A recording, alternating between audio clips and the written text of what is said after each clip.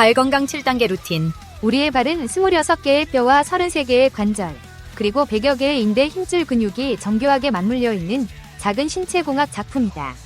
한 걸음을 내디딜 때마다 체중의 1.53배가 넘는 하중이 이 작은 플랫폼을 통해 지면으로 전달되지만 대부분의 운동 프로그램은 종아리, 허벅지, 엉덩이만 강조하고 발 자체는 거의 단련하지 않는다. 최근 Very Well Health를 비롯한 임상 연구들은 발바닥 내재근을 체계적으로 강화하면 균형 능력이 향상되고 무릎, 허리 통증이 완화되며 노년기 낙상 위험까지 줄일 수 있다고 보고한다. 이러한 과학적 근거를 바탕으로 맨발과 평평한 바닥만 있으면 누구나 시도할 수 있는 발 건강 7단계 루틴을 소개한다. 각 동작은 통증이 아닌 당김이 느껴지는 범위에서 10에서 15회씩 23세트, 주 35회 실시하면 된다. 첫 번째 단계는 토 스프레드 앤드 리프트다. 5발가락을 가능한 한 넓게 벌린 뒤 발볼은 고정하고 발가락만 들어 올리는 동작이다. 이때 두 번째와 세 번째 발가락이 서로 붙으려는 경향이 강하므로 의식적으로 간격을 벌려야 한다. 발가락을 들어 올리면 발등 근육이 활성화되면서 아치가 탄력적으로 솟아오르고 착지 충격이 고르게 분산된다. 두 번째 단계는 핑거 위브 투 스트레치다. 반대 손가락을 발가락 사이에 끼워 넣고 30초간 부드럽게 흔들어준다. 좁은 신발 때문에 굳어있던 MTP 관절이 풀리면서 윤활액 순환이 촉진되고 관절 가동 범위가 넓어진다. 2주 정도 지나면 손가락을 낀 상태에서 발가락을 쥐었다 풀었다 하는 동작을 10회 반복해 유연성과 악력을 동시에 기르는 것이 좋다. 세 번째 단계는 토 너클 체크다. 의자에 앉거나 서서 발을 평평하게 놓은 뒤 한 발가락씩 천천히 굽혀본다. 정상이라면 발가락마다 2개의 마디가 도드라지게 보이지만 마디가 사라진다면 족저근막이나 발가락 굴곡근이 뻣뻣하다는 신호다. 이 경우 라크로스볼로 발바닥을 1분 정도 굴려 근막을 풀고 다시 시도하면 마디가 조금씩 드러난다. 네 번째 단계는 MTP 모빌라이제이션 리프트다. 발가락을 하나씩 잡아 정강이 방향으로 3초간 천천히 들어 올린다. 가끔 툭 소리가 날 수 있는데 통증이 없다면 관절 내 가스가 빠져나가는 정상 현상이다. 엄지발가락이 30도 이상 굽혀지지 않으면 보행 시 체중 이동이 원활하지 않아 족저근막염이나 허리 통증으로 이어질 수 있으므로 서둘지 말고 각도를 서서히 넓혀야 한다. 5번째 단계는 리버스 프레스다. 발가락을 바닥 쪽으로 접어 마디 위에 체중을 살짝 실은 뒤 5초간 정지한다. 이는 까치발의 편심성 버전으로 긴 발가락 굴곡근을 늘리고 족저근막을 강화한다. 처음에는 의자에 앉아 손으로 가볍게 눌러보는 수준에서 시작하고 익숙해지면 서서 체중을 실어준다. 6번째 단계는 타월컬이다. 얇은 수건을 발 앞에 펼쳐두고 발가락으로 끌어당겨 주름을 만든 뒤 다시 편다. 10회 반복이 1세트다. 이 동작은 발바닥 중앙의 굴곡근을 집중적으로 단련해 아치 지지력을 높여주며 평발이나 정강이 통증 완화에 도움이 된다. 적응이 되면 수건 대신 두꺼운 고무밴드나 작은 구슬을 이용해 저항을 높일 수 있다. 마지막 단계는 토요가다. 먼저 엄지만 들어 올려 2초간 버티고 내려놓은 뒤 나머지 4발가락을 동시에 올려 2초간 유지한다.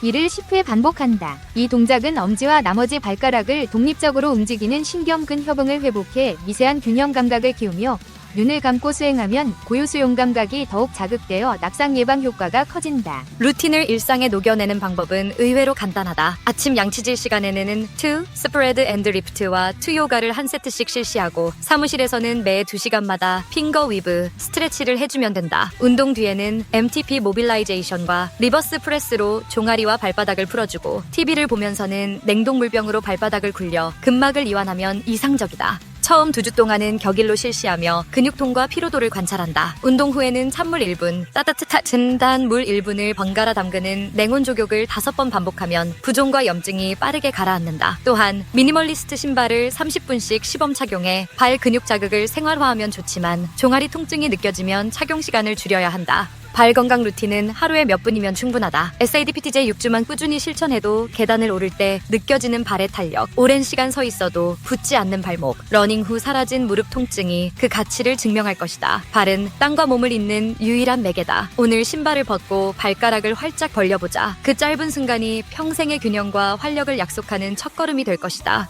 발은 제2의 심장이나 마찬가지입니다. 실제로 반사학자에 따르면 인간의 발에는 신체 내의 다른 기관과 시스템에 해당하는 많은 반사 지점이 있습니다. 사실 발의 해부학적 구조는 몸 전체의 작은 지도 역할을 합니다. 발 마사지는 발뿐 아니라 전신 긴장감을 줄일 뿐 아니라 수면 장애를 해소하기도 한다.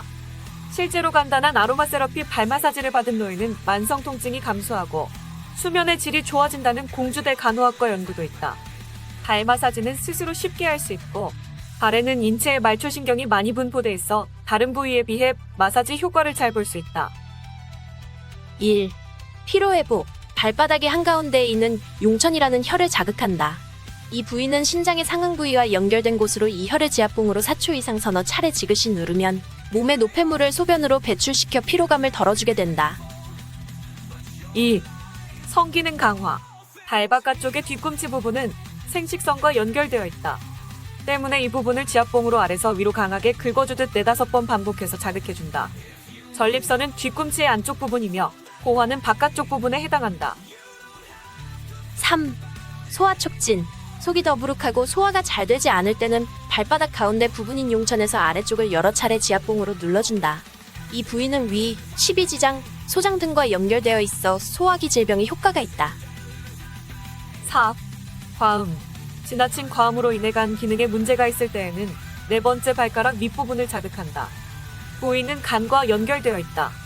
그러므로 4초 정도씩 3, 4회 반복해서 자극하면 간 기능 회복에 효과적이다. 발가락별 발 마사지법은 다음과 같다. 1. 엄지발가락은 머리와 간에 해당한다. 엄지발가락에 반점이 생기면 뇌에 이상이 생겼다는 신호이다. 과암 등으로 간이 상한 경우에는 엄지발가락의 색깔이 변하고 발가락 부위가 쉽게 부어오르기도 한다. 엄지발가락의 뒤쪽은 배와 관련이 깊으므로 이 부위를 자극하면 배의 통증 제거, 가스 소통에 매우 효과적이다. 두통이나 어깨, 목이 결릴 때에 이 부위를 자극하면 증세가 호전된다. 매일 엄지발가락 부위를 5분가량 발바닥 전체를 4에서 5초씩 3회에서 5회 지압하면 고혈압 예방에 도움이 된다. 2. 둘째 발가락은 위등 소화기관에 해당한다. 2번째 발가락 끝이 퉁퉁 붓거나 주름이 접히면 위에 이상이 생겼다는 신호로 본다. 변비, 당뇨, 코막힘, 눈의 피로와도 연관된다. 식중독에 걸렸을 때 2번 정도 발가락의 목 부분을 문질러주면 효과가 있다. 3. 셋째 발가락은 심장에 해당한다. 세 번째 발가락을 자극하게 되면 순환계의 움직임이 좋아지고 가슴이 두근거리거나 숨이 차는 증상이 호전된다. 4. 넷째 발가락은 담낭에 해당한다. 소화기능 저하, 배에 가스가 찼을 경우 수영하다가 장단지에 쥐가 나거나 손발이 저릴 때 4번째 발가락을 문지르거나 당겨주면 매우 좋다. 5. 새끼발가락은 신장, 방광에 해당한다. 새끼발가락을 문질러주면 빠른 시일에 효과를 볼 수 있다. 새끼발가락은 작은 뇌라고 불릴 정도로 뇌와 많이 연결되어 있으므로 장기간의 정신활동 후에 자극해주면 피로 회복에 좋다. 발에는 52개의 뼈와 60개의 관절, 214개의 인대를 비롯해 수많은 혈관으로 구성되어 있다. 엄지발가락은 체중을 한쪽 발에서 다른 쪽 발로 옮겨주는 지렛대 역할을 하고 각 발가락은 지면을 움켜쥐어 앞으로 나가는 동작을 돕는 역할을 한다. 나이가 들면 발바닥에 아치를 이루는 인대가 늘어나게 됩니다. 발을 디디면 자연히 폭이 넓어지게 된다. 또 심장이 안 좋으면 하지에 있는 혈액순환이 잘 안 돼서 발목이 부을 수도 있다. 첫째, 발가락 털이 빠졌다. 발가락에 난 털이 전부 사라졌다거나 발을 둘러싼 피부가 예전보다 얇고 광채가 난다면 하지 동맥 질환의 가능성을 의심해 볼 수 있다. 다리 동맥에 플라크가 쌓여 혈액순환이 제대로 안 되면 이 질환이 나타난다. 다리 동맥 혈관이 막히면 몸 어느 부위에서든 회색이 일어날 수 있다는 점에서 심장 질환과 뇌졸중 위험률도 높아진다. 둘째, 발에 난 상처가 잘 아물지 않는다. 당뇨병이 있다는 적신호다. 체내 혈당 수치가 높으면 땀과 유분 생성이 줄어 피부가 건조해지고 족부 궤양이 잘 낫지 않으므로 이런 증상이 나타날 땐 미확진 당뇨 가능성이 있다. 당뇨가 있으면 발의 감각과 혈액순환, 부상 치유력에 손상이 발생한다. 따라서 물집 같은 작은 상처도 큰 문제가 될 수 있다. 당뇨병 환자는 매일 발을 깨끗이 씻고 말리며 상처가 있는지 살피고 관리를 해야 한다. 셋째, 발이 너무 차다. 따뜻한 실내에서도 발이 얼음장처럼 찬 사람들이 있다. 이런 현상은 혈액순환이 좋지 않을 때 일어난다. 이는 흡연과 고혈압, 심장질환과 관계가 있다. 당뇨병으로 인한 신경계 손상이 있을 때도 발이 찰 수가 있다. 이 밖에 갑상선 기능 저하증이나 빈혈증이 원인일 수도 있으니 병원에서 정확한 진단을 받아볼 필요가 있다. 넷째, 발 뒤꿈치에 통증이 있다. 발바닥에 근막염이 원인일 수 있다. 뒤꿈치 뼈에 연결되어 있는 인대에 염증이 생기면 근막염이 된다. 아침에 깨서 첫 발을 내디딜 때 가장 심한 통증이 올 수 있다. 관절염, 과도한 운동, 잘 안 맞는 신발 등도 원인이 된다. 다섯째, 두 번째 발가락이 길다. 엄지발가락보다 두 번째 발가락이 더 긴 모톤의 발가락을 가졌다면 무지외반증, 발가락이 굽어 변형되는 질환 등 통증 가능성이 높다. 모톤의 발가락을 가진 사람은 발 전체의 체중이 고르게 분산되지 못하기 때문에 이로 인한 다양한 부작용이 생길 수 있다. 따라서 발이 불편하고 아프다는 느낌이 든다면 발병 전문가와의 상담을 통해 자신의 발에 최적화된 형태의 신발을 찾아야 한다. 여섯째, 발로 보는 건강 상태. 1. 끝이 뾰족한 신발을 즐겨 신는다면 자신의 발볼보다 작은 넓이의 신발에 억지로 발을 집어넣으면 엄지발가락이 새끼발가락 방향으로 휘는 무지외반증이 생길 수 있다. 엄지발가락에 눌린 피부는 지속적인 자극으로 염증이 생기거나 붓고 걸을 때마다 통증이 나타난다.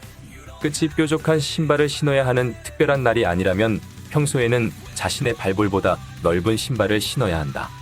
2. 발톱에 곰팡이가 생긴다면 발톱 색깔이 변색됐다거나 두꺼워졌다거나 잘 부러진다면 곰팡이가 원인일 수 있다. 항진균제를 복용하는 방법으로는 재발 가능성이 높아지므로 국소 크림을 지속적으로 바르는 것이 좋다. 3. 발은 항상 건조한 상태로 있는 것이 좋으므로 양말에 땀이 뱄다면 반드시 갈아 신어야 한다. 곰팡이가 따뜻하고 눅눅한 환경을 선호하기 때문이다. 4. 더 이상 키 클 나이가 아님에도 불구하고 발 사이즈가 커질 때가 있다. 이전에 신던 신발이 작아지는 것이다. 이는 나이가 들수록 발뼈에 연결된 힘줄과 인대가 늘어나면서 탄력을 잃기 때문이다. 5. 1년에 한 번씩 자신의 발 크기를 측정해보고 실제 크기가 어느 정도인지 확인해봐야 한다. 자신의 발 크기에 맞지 않는 신발은 여러 질환을 야기할 수 있다는 점에서 발 크기 측정은 중요하다.